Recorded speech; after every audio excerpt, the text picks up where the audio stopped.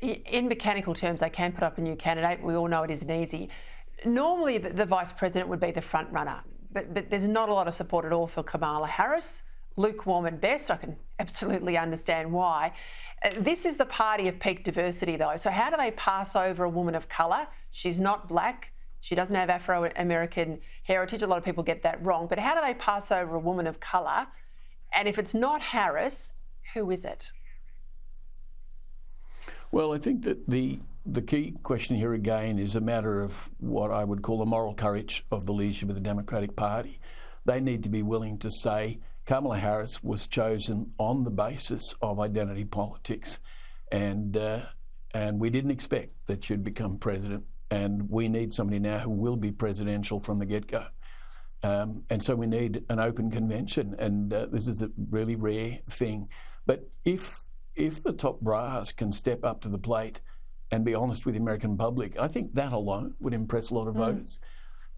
Because too many people, too many voters, I think are leaning towards Trump because they distrust the Democratic establishment. And that establishment is facing,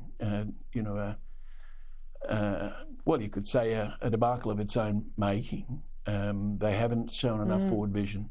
They haven't brought forward the people who would constitute a really gripping or compelling leadership ticket. So at the moment, they're at a bit of a loss. There's been some talk for... Go on.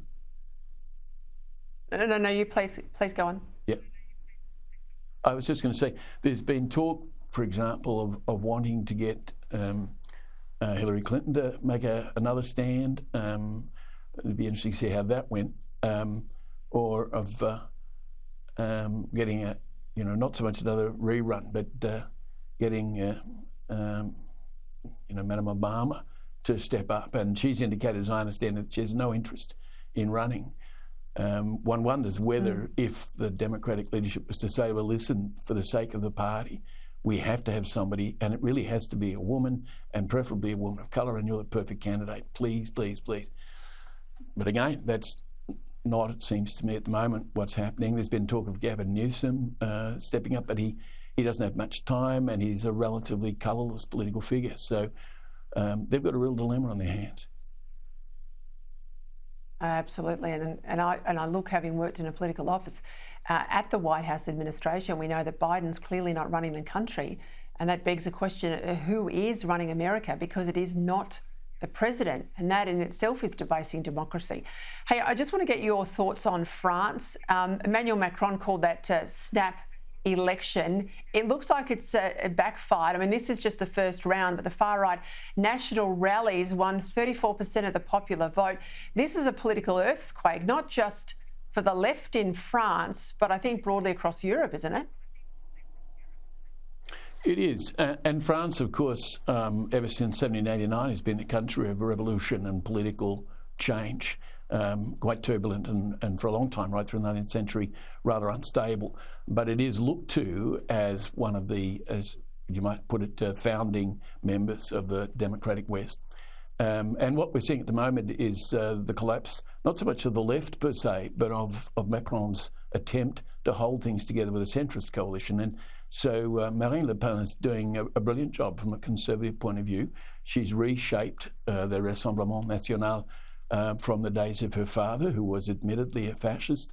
And she is responding, as Donald Trump and other leaders are, to clear public concerns about illegal immigration, or indeed immigration and the scale of immigration per se, and concerns about global trade. So it's not as if this, what people like to call populism, is without foundation.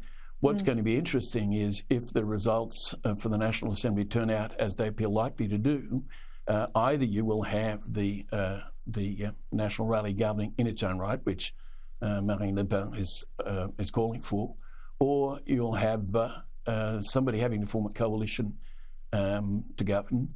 But above all, it seems to me you'll have an enlivened politics between right and left rather than a complete collapse of the left per se.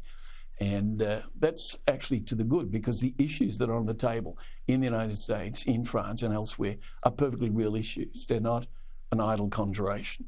And we should watch this space with great interest, because in our own way, we have comparable issues here.